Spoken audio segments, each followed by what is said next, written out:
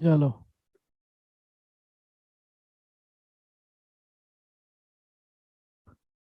देखिए तो आज का हमारा जो टॉपिक है वो है जैव अणु। और ये एनसीईआरटी का 14वां पाठ है। ठीक है। तो ये काफी इम्पोर्टेंट पार्ट है और इससे 2 मार्क्स वाला बहुत क्वेश्चन पूछा जाता है और 1 मार्क्स वाला। ठीक है, तो इसको ध्यान से आप लोग पढ़ेंगे। बहुत ही आसान चैप्टर है, सीखने की कोशिश कीजिएगा। ठीक है, तो इसको हम लोग ठीक से पढ़ेंगे। तो सबसे पहला बात उठता है कि जैव अणु होता क्या है, जैव अणु से आप क्या समझते हैं। तो हम लोग देखते हैं जैव अणु किसको कहते हैं। तो वैसे अणु जो हमारे जीवन के लिए जरूरी हैं, जो हमारे जीवन का आधार माने जाते हैं, या जीवन की वृद्धि, जीवित प्राणियों की वृद्धि एवं विकास में सहायक होते हैं, उनको हम लोग जैव अणु कहते हैं। मतलब जिनके लेने से हमारा शरीर तंदुरुस्त रहता है, ठीक रहता है, हमारा शरीर ठीक से काम करता है। ठीक है ना। तो जिनको ग्रहण करने से हमारे शरीर की वृद्धि काफी अच्छी हो सकती है। मानसिक तौर पे वृद्धि होगी, शारीरिक तौर पे वृद्धि होगी। हम खाने पीने के बाद मोटे ताजे हो जाएंगे, या फिर मजबूत रहेंगे, या रोग नहीं होंगे। तो उन सब चीज़ों को हम जैव अणु कहते हैं, जो हमारे शरीर के लिए बहुत ही जरूरी है। लेकिन ये निर्जीव होते हैं।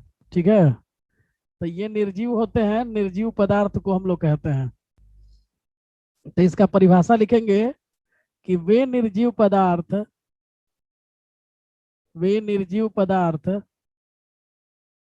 ठीक है, जो जीवन का आधार माने जाते हैं, जो जीवन का आधार माने जाते हैं। तो ध्यान रखिएगा इस बात को कि जो जीवन का आधार माना जाता है उसी को हम लोग जैव अणु कहते हैं। लेकिन ये ध्यान रखना है कि ये आपका निर्जीव पदार्थ होता है। ठीक है, या ऐसे बोल सकते हैं कि जो जीवित प्राणियों के लिए, या जो जीवित प्राणियों की वृद्धि, जीवित प्राणी के शरीर में वृद्धि होता है ना जी। तो जीवित प्राणियों की वृद्धि, ठीक है, एवं विकास में सहायक होते हैं। वृद्धि एवं विकास में सहायक होते हैं। तो इस बात को आप ध्यान रखिएगा कि वैसे निर्जीव पदार्थ जो जीवन का आधार माने जाते हैं, या जीवित प्राणियों की वृद्धि एवं विकास में सहायक होते हैं, जैव अणु कहलाते हैं। जैव अणु कहलाते हैं। जिसको भी कुछ पूछना है मैसेज में लिखो, जैव अणु कहलाते हैं। जैव अणु कहलाते हैं। ठीक है, तो ध्यान रखिएगा इस बात को। पूछा जाए कि जैव अणु किसको कहते हैं, तो जैव अणु वैसे निर्जीव पदार्थ हैं जो जीवन का आधार होते हैं, और जिनको ग्रहण करने से हमारे शरीर की वृद्धि, मानसिक वृद्धि होगा और हमारे शरीर का विकास होगा, उसको जैव अणु कहते हैं। और इसके उदाहरण कौन कौन है, उदाहरण भी परीक्षा में पूछा जाता है। तो जैसे लिखेंगे हम लोग, जैसे तुम्हारा कार्बोहाइड्रेट है, प्रोटीन है, विटामिन है। तुम जानते हो विटामिन की कमी हो जाती है, प्रोटीन की कमी हो जाती है, तो उसकी दवाई लेते हो। ठीक है, तो कार्बोहाइड्रेट, प्रोटीन, विटामिन, सलाह डॉक्टर भी यही देता है कि प्रोटीन युक्त खाना खाइए, विटामिन युक्त खाना खाइए। प्रोटीन, विटामिन, न्यूक्लिक अम्ल,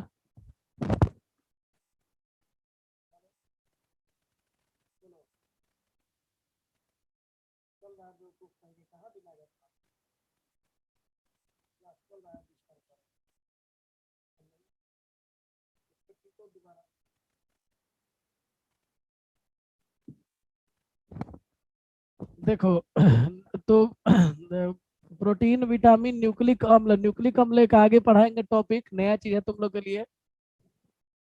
ठीक है, वसा, वसा इत्यादि। तो ये सब तुम्हारे जैव अणु है, जिनका नाम तुम पहले से भी जानते थे, लेकिन ये जैव अणु नहीं जानते थे। तो याद रखना इस बात को कि वैसे निर्जीव पदार्थ जो जीवन का आधार होते हैं, या जीवित प्राणियों की वृद्धि एवं विकास में सहायक होते हैं, उनको हम जैव अणु कहते हैं। और उसमें उदाहरण क्या क्या है? कार्बोहाइड्रेट है, प्रोटीन है, विटामिन है, और न्यूक्लिक अम्ल है, वसा है। ये सब तुम्हारे जैव अणु कहलाते हैं। ठीक है ना? और ये हमारे जीवन के लिए काफी जरूरी होते हैं। तो ये बात आप समझ गए। तो अब इन्हीं के बारे में इस चैप्टर में हम लोग को पढ़ना है, क्योंकि यही लोग जैव अणु हैं। तो जैव अणु के में एक एक करके सबके बारे में हम डिस्कस करेंगे। तो सबसे पहला जो डिस्कस करना है वो है कार्बोहाइड्रेट। कार्बोहाइड्रेट के बारे में हम बात करते हैं। ठीक है? तो कार्बोहाइड्रेट क्या होते हैं जरा समझते हैं। तो कार्बोहाइड्रेट नाम से समझ में आ रहा है कि कार्बन के हाइड्रेट, हाइड्रेट माने होता है पानी। तो ध्यान रखना इस बात को कि याद रखिएगा कि कार्बन का हाइड्रेट कहते हैं। तो पहला पॉइंट तुम बोल सकते हो कि इन्हें कार्बन का हाइड्रेट कहते हैं। ये पुरानी परंपरा के हिसाब से है। पुराने जमाने में लोग कह देते थे कि कार्बन के हाइड्रेट को कार्बोहाइड्रेट कहते हैं। इन्हें कार्बन के हाइड्रेट कहते हैं। हाइड्रेट माने कि कार्बन के साथ पानी रहेगा तो कार्बोहाइड्रेट कहेंगे। दूसरा बात, ये सब पुराने जमाने की बात है। इन्हें सामान्य सूत्र, इन्हें इनका एक सामान्य सूत्र होता है। इन्हें सामान्य सूत्र CxH2O से सूचित किया जाता है। देखना बाबू ध्यान से, CxH2O से सूचित करते हैं। देखो जी, तो बात दिमाग में सेट हो रहा है तो लोगों कि कार्बन के हाइड्रेट कह रहे हैं। हाइड्रेट मैंने अभी जस्ट तुम लोग को समझाया कि पानी होगा। तो H2O ले लिया गया Y अणु, और कार्बन ले लिया गया X अणु। यानी कार्बन और वाटर के, कार्बन और जल के अणु को लेकर के हम कार्बोहाइड्रेट बना सकते हैं। अब कहने के जिसे मतलब क्या है, देखो जैसे मान लो कि हम ले लेते हैं, तीन ले लेते हैं, C3H2O के होल तीन। तो इससे जो सूत्र बनेगा बाबू C3H6O3। तो ये तुम्हारा जो यौगिक होता है, इस यौगिक को हम संरचना में ऐसे बनाते हैं। याद करना पड़ेगा तू लोग को, CHOHOH और CH2OH। याद रखना इस बात को, ये वाला पॉइंट कार्बन है। ये वाला पॉइंट कार्बन है। कार्बन के चार को बंधन है, ऊपर में अल्डिहाइड लगा हुआ है। इस समूह को हम अल्डिहाइड कहते हैं। ठीक है ना? इस समूह को हम अल्कोहल कहते हैं। तो चार गो समूह लगा हुआ है, तो इस बात को ध्यान रखिएगा। ठीक है? तो और यहाँ पे नीचे में CH2OH लगा हुआ है। तो चारों समूह लगा है, और इसका नाम जो होता है वो ग्लिसरल डिहाइड होता है। याद रखना इस बात को आज के बाद, ग्लिसरल डिहाइड। पूछा जा सकता है कि क्या ग्लिसरल डिहाइड एक तुम्हारा कार्बोहाइड्रेट है? तो बोलोगे कि हाँ बिल्कुल ये कार्बोहाइड्रेट है। इसके बाद अगर एक्स वाई का मान 6 रख देते हम, यदि एक्स बराबर 6 और वाई बराबर 6 रख देते, तो C6H2O का होल 6।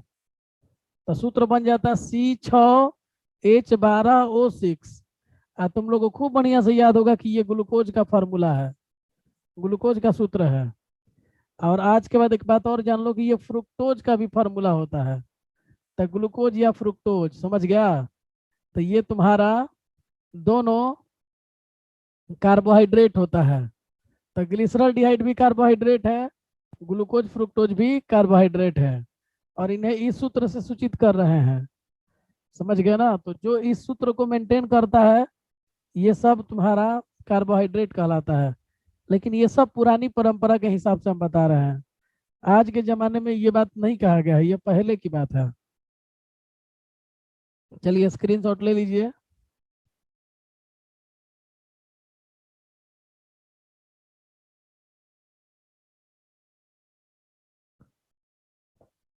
तो देखो जी, तो ये बातें समझ में आ गई आपको।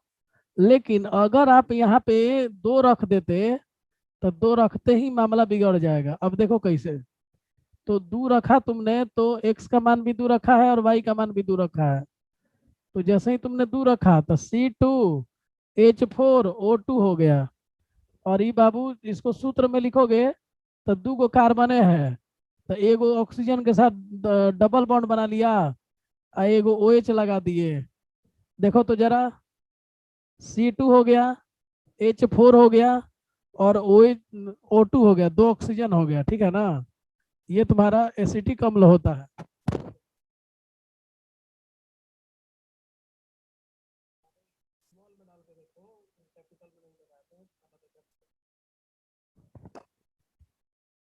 एसिटिक अम्ल, ठीक है ना। तो एसिटिक अम्ल होता है, और ये तुम्हारा कार्बोहाइड्रेट नहीं है, यह कार्बोहाइड्रेट नहीं है। तो यह सूत्र 100% लागू नहीं होता है, ये याद रखिएगा इस बात को। इसीलिए हम बोले कि ये पुरानी विचारधारा है, जहाँ जो कभी कभी फेल भी कर जाता है, ठीक है ना। या फिर 12 पे रखिएगा, तो 12 रखिएगा तो क्या सूत्र आएगा, C12H24O12। और जबकि तुम लोग खूब बढ़िया से जानते हो कि C12H22O11 सुक्रोज होता है। C12H22O11 सुक्रोज होता है, जिसको हम लोग चीनी भी कहते हैं, चीनी भी कहते हैं, ठीक है। तो ये तुम्हारा, ये कार्बोहाइड्रेट है, लेकिन जो सूत्र हम यहाँ पे आया है, यह कार्बोहाइड्रेट नहीं है, और ये कार्बोहाइड्रेट है। तो बताओ, 12 कार्बन पे कार्बोहाइड्रेट का सूत्र कुछ और है, आया कुछ और है। समझ में आ रहा है जी। तो इस तरह से देख सकते हो कि ये मामला फंसने लगा अब, यहाँ भी फंस रहा है, यहाँ भी फंस रहा है। तो बहुत ज्यादा ये नियम नहीं लागू किया जा सका, समझ गए। तो अब नई विचारधारा आई, और नई विचारधारा के हिसाब से अब हम बताएंगे। तो नई विचारधारा के अनुसार कार्बोहाइड्रेट की परिभाषा, नई विचारधारा के अनुसार कार्बोहाइड्रेट की परिभाषा, ये पुरानी विचारधारा थी कि ये कार्बन का हाइड्रेट होते हैं, इसे CxH2O के द्वारा सूचित किया जाता है, ठीक है। अब नई विचारधारा आप लोग सीखिएगा एकदम आराम से, कार्बोहाइड्रेट की परिभाषा। तो नया विचारधारा में बोला गया, ध्यान से सुनिएगा, पॉलीहाइड्रोक्सी। देखो जी, ध्यान से सुनना, पहले हम लिखेंगे और उसके बाद आप लोग को बताएंगे। तो पहले हम लिख देते हैं, तब जाकर के आप लोग को कुछ बढ़िया समझ में आएगा, 3-4 बार मन में पढ़िएगा तो समझ में आएगा। पॉलीहाइड्रोक्सी एल्डिहाइड, पॉलीहाइड्रोक्सी एल्डिहाइड, या पॉलीहाइड्रोक्सी कीटोन, या पॉलीहाइड्रोक्सी कीटोन, पॉलीहाइड्रोक्सी कीटोन, या वैसे यौगिक, या वैसे यौगिक, वैसे यौगिक जो जल योजित होकर, वैसे यौगिक जो जल योजित होकर, जल योजित होकर polyhydroxy aldehyde, polyhydroxy aldehyde, polyhydroxy aldehyde, या पॉलीहाइड्रोक्सी कीटोन दे देते हैं, या पॉलीहाइड्रोक्सी कीटोन दे देते हैं, या पॉलीहाइड्रोक्सी कीटोन दे देते हैं, प्रदान करते हैं।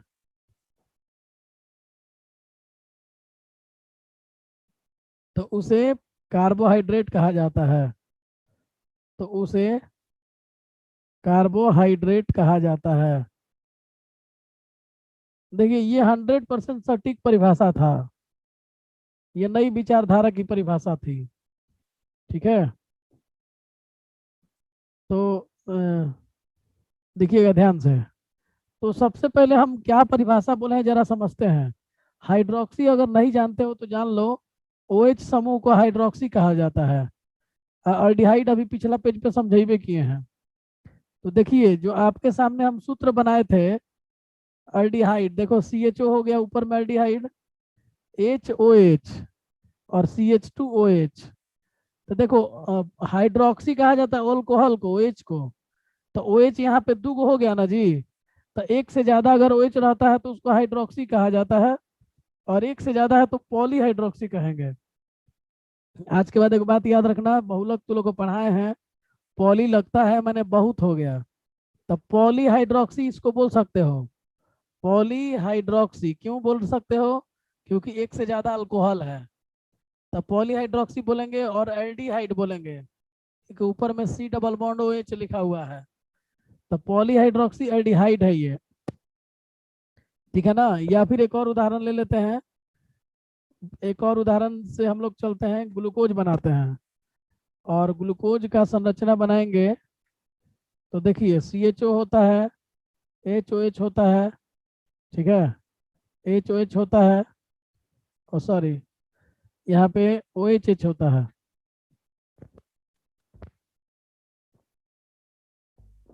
यहाँ पे OHH होता है, ठीक है ना, HOH होता है, फिर HOH होता है, और लास्ट में CH2OH होता है। ये ग्लूकोज है, इसका नाम ग्लूकोज होता है। संरचना याद भी कर जाइएगा आप लोग, क्योंकि संरचना पूछा जाता है। और फ्रुक्टोज भी इसी तरह का होता है, जरा फ्रुक्टोज भी बना देते हैं। C डबल बॉन्ड OHH, ठीक है, HOH, HOH और CH2OH।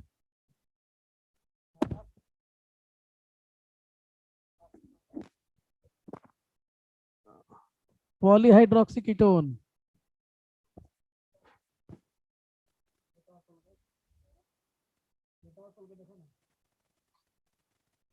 पॉलीहाइड्रोक्सी कीटोन कहेंगे। अब क्यों कह रहे हैं जरा समझते हैं। देखिए बाबू, सभी लोग ध्यान से समझिए। यहाँ पे देखिए OH का एगो है, एक दो गो तीन गो चार गो पांच गो है। यही जगह देखो एक गो दो गो तीन गो चार गो पांच गो है। तो पॉलीहाइड्रोक्सी तो कहेंगे, कहे कि अल्कोहल बार बार आ रहा है। और C डबल बॉन्ड O को कीटोन कहते हैं, तो ये पॉलीहाइड्रोक्सी कीटोन हो गया। आई पॉलीहाइड्रोक्सी एल्डिहाइड हो गया। ठीक है।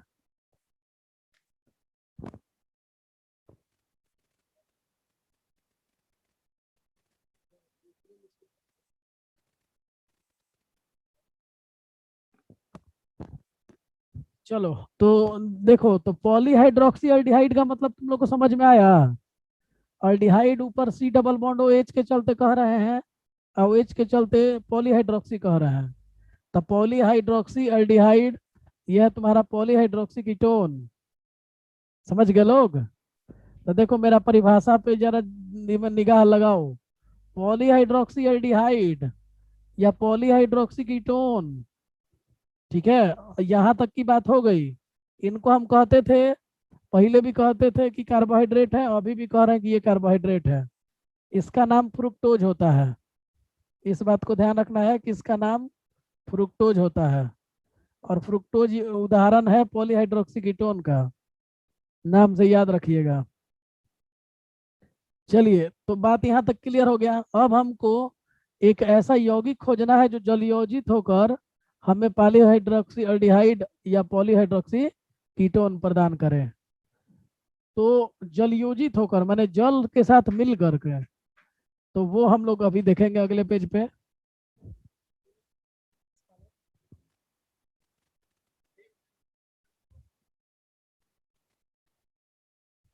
ठीक है। और एक ऐसा यौगिक देखना है जो जलयोजित होकर के हमको यही यौगिक दे दे। तो जलयोजित कराते हैं अगले पेज पे। C12H22O11 जैसे एक उदाहरण ले रहे हैं। अभी तुम लोग को जस्ट समझाया है कि ये सुक्रोज है और ये कार्बोहाइड्रेट होता है। तो हम लोग इसको जलयोजित कराते हैं। इसको सुक्रोज कह सकते हो, या इसको माल्टोज कह सकते हो, या इसको लैक्टोज कह सकते हो। तो तीनों का सूत्र यही होता है। तो सूत्र के साथ नाम याद कर जाना, इस नहीं तो एग्जाम में पूछता है कि सुक्रोज का सूत्र क्या होता है, माल्टोज का सूत्र क्या होता है, लैक्टोज का सूत्र क्या होता है। तो जैसे ही ये दोनों, ये सुक्रोज, माल्टोज या लैक्टोज कोई भी हो सकता है तीनों में से, ये जल से अभिक्रिया करते हैं, तो जरा एक बात मिलाओ, कार्बन 12 गो है, हाइड्रोजन 22 है, 24 गो हो गया, ऑक्सीजन 11 एक 12 गो हो गया। तो ये दो भाग में टूट गया, C6H12O6, C6H12O6। तो इसको कहते हैं ग्लूकोज और उसको कहते हैं फ्रुक्टोज। और बताओ, अभी पिछल के पेज पे हम समझाए हैं कि ये दोनों कार्बोहाइड्रेट है, ये दोनों क्या है, कार्बोहाइड्रेट है। ये भी कार्बोहाइड्रेट है, ये भी कार्बोहाइड्रेट है। तो वैसे यौगिक जो या तो पॉलीहाइड्रोक्सील्डिहाइड या पॉलीहाइड्रोक्सी कीटोन हो, और नहीं तो पानी से अभिक्रिया करके हमको दे दे, क्या दे देगा, तो पॉलीहाइड्रोक्सील्डिहाइड दे देगा, या क्या दे देगा, पॉलीहाइड्रोक्सी कीटोन दे देगा। तो ऐसे यौगिक को भी हम लोग मतलब कार्बोहाइड्रेट बोल सकते हैं। तो देखो, ग्लूकोज पॉलीहाइड्रोक्सील्डिहाइड होता है और ये पॉलीहाइड्रोक्सी कीटोन होता है। ठीक है, पॉलीहाइड्रोक्सी कीटोन होता है। तो ध्यान रखना इस बात को कि हमको सुक्रोज, माल्टोज या लैक्टोज तीनों हमको ग्लूकोज फ्रुक्टोज दे रहा है, जो कि पॉलीहाइड्रोक्सील्डिहाइड या पॉलीहाइड्रोक्सी कीटोन है। तो ये वैसा यौगिक है जो हमको ये दोनों दे रहा है, यानी ये भी मेरा कार्बोहाइड्रेट है। और ये हम पहले से जानते हैं कि ये कार्बोहाइड्रेट है। तो सूत्र आप लोग को पूरी तरह क्लियर हो गया। सूत्र में मैंने यही बोला कि या तो डायरेक्ट पॉलीहाइड्रोक्सील्डिहाइड हो या पॉलीहाइड्रोक्सी कीटोन हो, और नहीं तो जल से अभिक्रिया करके हमको यही चीज दे दे, पॉलीहाइड्रोक्सील्डिहाइड दे दे, नहीं तो पॉलीहाइड्रोक्सी कीटोन दे दे, तो फिर भी हम इसको कार्बोहाइड्रेट बोल सकते हैं, इसको कार्बोहाइड्रेट बोल सकते हैं, इसको कार्बोहाइड्रेट बोल सकते हैं। तो उन सारे यौगिकों को हम पॉलीहाइड्रोक्सील्डिहाइड या पॉलीहाइड्रोक्सी कीटोन या पानी से अभिक्रिया करके हमको वो दे दे, तो हम उनको क्या बोल सकते हैं, उनको हम बोल सकते हैं कार्बोहाइड्रेट। तो ये सारी बातें आप समझ गए। अब हम लोग करने जा रहे हैं कार्बोहाइड्रेट का वर्गीकरण। ठीक है ना, ध्यान से समझिएगा कि कार्बोहाइड्रेट का वर्गीकरण कैसे किया जाता है। देखिए, इसके अलावा कुछ अपवाद भी हैं, ठीक है ना, मतलब अपवाद भी होता है जो हम अभी पीछे बताए भी हैं। एसिटिक अम्ल में मामला फंस गया था, सुक्रोज में मामला फंस गया था। तो पुरानी विचारधारा वाला में कुछ अपवाद है, तो उस अपवाद को हम लिखवा दे रहे हैं ताकि तू लोग को याद रहे। ठीक है, तो फॉर्मल्डिहाइड पे भी ये एसिटिक अम्ल था ना, एसिटिक अम्ल। अच्छा है, देखो एक बात और समझो ना, CxH2O है, तो यहाँ पे अगर एक भी लेते हम XY का मान, तो क्या आता, C एगो आता और H2O एगो आता। तो क्या आ जाता बताओ जी, दो गो हाइड्रोजन और एगो C और एक O, तो HCHO हो जाता। और HCHO जानते हो फॉर्मल्डिहाइड को कहा जाता है। तो एक रखने पे भी मामला बिगड़ रहा है, दो रखने पे भी मामला बिगड़ रहा है, क्योंकि एक्स का वैल्यू दो और वाई का वैल्यू दो रखे थे। तो पीछे भी हम बताए हैं कि C2H2O दो हो गया, तो ये C2H4O2 हो गया, और इसको हम लोग एसिटिक अम्ल बोलते हैं। तो इस तरह से तुम देख पा रहे हो कि ये दोनों सूत्र जो है इस यहाँ फेल हो जा रहे हैं। ठीक है, तो यहाँ पे हम लिख सकते हैं कि फॉर्मल्डिहाइड, फॉर्मल्डिहाइड, ठीक है, एसिटिक अम्ल, फॉर्मल्डिहाइड एसिटिक अम्ल, या सुक्रोज में, सुक्रोज ही खाली थोड़ी बोलेंगे, तीनों नाम बोलेंगे, sucrose, maltose, lactose, sucrose, maltose या लैक्टोज। लैक्टोज में इस सूत्र का पालन नहीं हो पाता है, मैंने सामान्य सूत्र का पालन नहीं हो पाता है।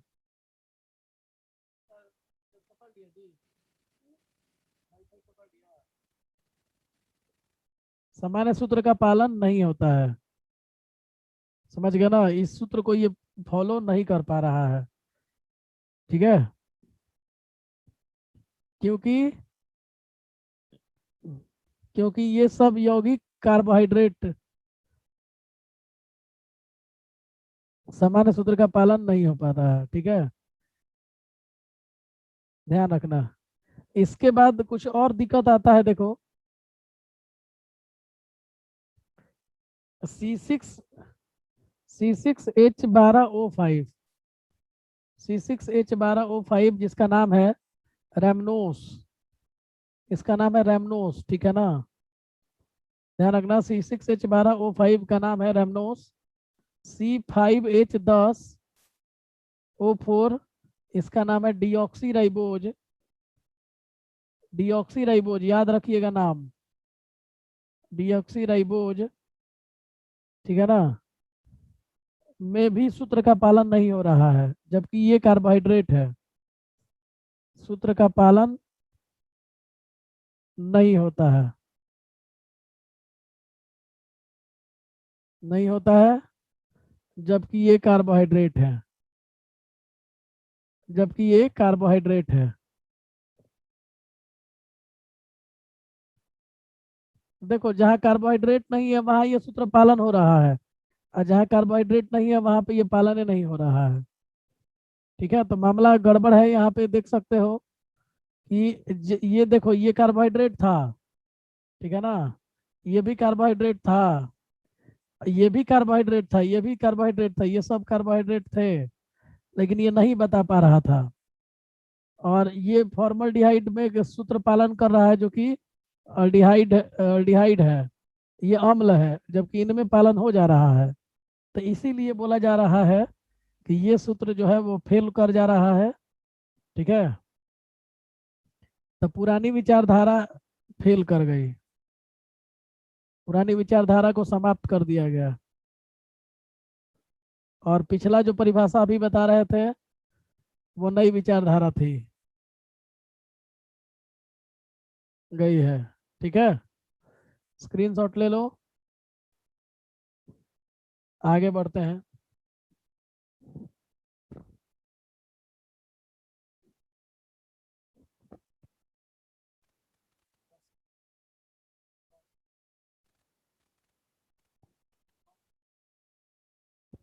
चलो, तो ये समझ गए आप लोग। अब हम लोग करते हैं कार्बोहाइड्रेट का वर्गीकरण, कार्बोहाइड्रेट का वर्गीकरण। कार्बोहाइड्रेट के बारे में आप लोग को बता दिए क्या होता है। अगर दोबारा सुनने का मन करे तो इसका वीडियो आज हम डाल देंगे, आज इसका वीडियो भी बना रहे हैं, तो वीडियो भी आपके ग्रुप में डाल देंगे। ठीक है, तो सबसे पहले कार्बन की संख्या के आधार पर, कार्बन की संख्या के आधार पर, कार्बन की संख्या के आधार पर, देखो जी, तो पहला को कहते हैं ट्रायोज शुगर, पहला को कहते हैं ट्रायोज शुगर। ठीक है,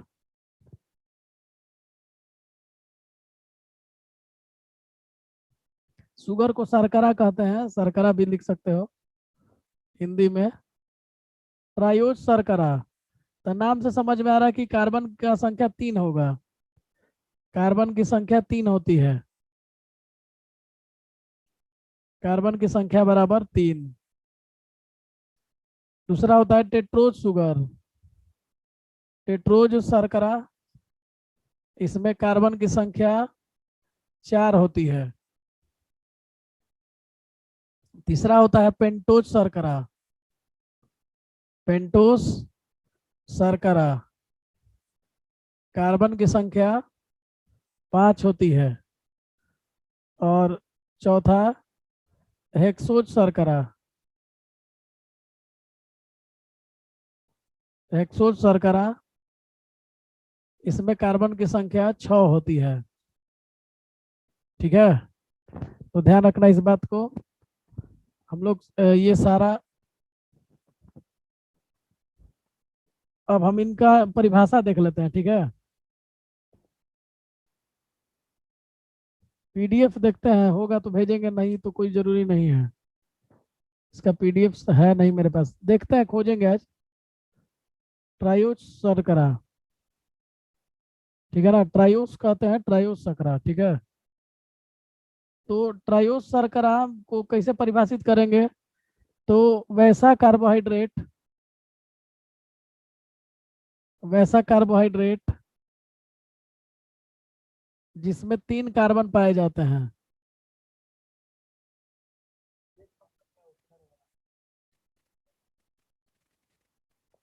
इसमें 3 कार्बन पाए जाते हैं,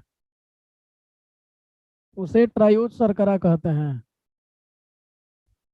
उसे ट्रायोस शर्करा कहते हैं। उदाहरण के लिए, उदाहरण इसमें दो ही मिलता है, ठीक है। एक का नाम होता है ग्लिसरॉल्डिहाइड, ग्लिसरॉल्डिहाइड।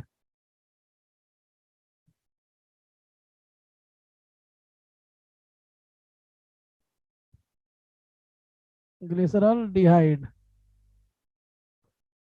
तो ध्यान रखिएगा इस बात को, ग्लिसरॉल्डिहाइड। और एक होता है एल ग्लिसरॉल्डिहाइड, दोनों का नाम एक ही है, चित्र अलग अलग बनता है दोनों का, तो चित्र बना दे रहे हैं, आप लोग समझ लीजिएगा। देखिए अभी पीछे बताए भी हैं एक बार दो बार, ऊपर में C double bond O H रहेगा, यहाँ पे एच ओ एच रहेगा, और C H two O H रहेगा।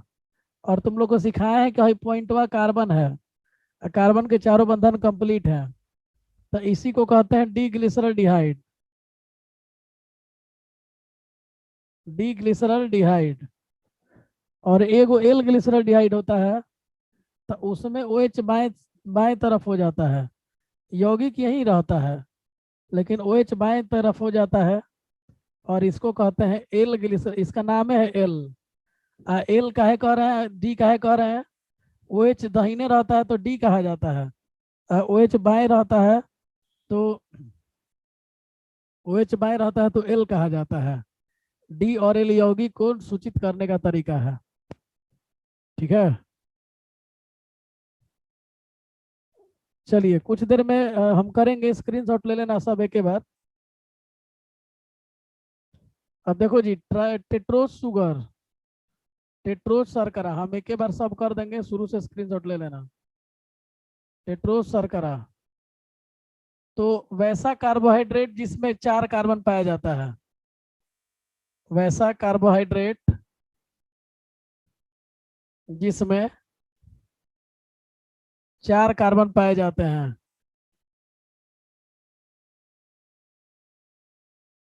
पाए जाते हैं, टेट्रोस शर्करा कहलाते हैं, टेट्रोस शर्करा कहलाते हैं।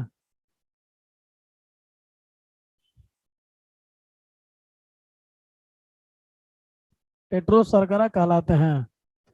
उदाहरण के लिए, उदाहरण के लिए देखो इसमें होता है डी, लिखेंगे डी इराइथ्रोज, अभी तुम लोग के सामने हम लिखे थे डी इराइथ्रोज, ठीक है। ये थोड़ा नाम और अजीब टाइप का है, डी इराइथ्रोज या डी थ्रियोज, ये दोनों यौगिक टेट्रोज शुगर कहलाते हैं, क्योंकि इसमें 4 कार्बन होता है। तो इनका हम संरचना बना दे रहे हैं। देखो ऐसे जब भी चित्र बनाएंगे, तो ये जो बीच में रहता है ये कार्बन है, और कार्बन के चारों तरफ देखो बंधन है, ये भी कार्बन है, ऊपर में क्रोमेल्डिहाइड रहेगा, नीचे में सी एच टू एच रहेगा, हेजवा एच ओ एच रहता है, हेजवा एच ओ एच रहता है, और इसी को कहते हैं डी इराइथ्रोज, डी इराइथ्रोज नाम याद रखना इसका। और दूसरा जो यौगिक हम बनाएंगे इसका डी थ्रियोज, तो इसमें सी एच ओ रहता है, यहाँ पे ओ एच एच रहता है, यहाँ पे ओ एच एच रहता है, तो तनी मनी फर्क है दोनों में, देख सकते हो, डी थ्रियोज और डी इराइथ्रोज में।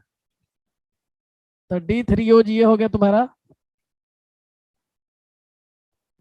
तो समझ गए लोग ना।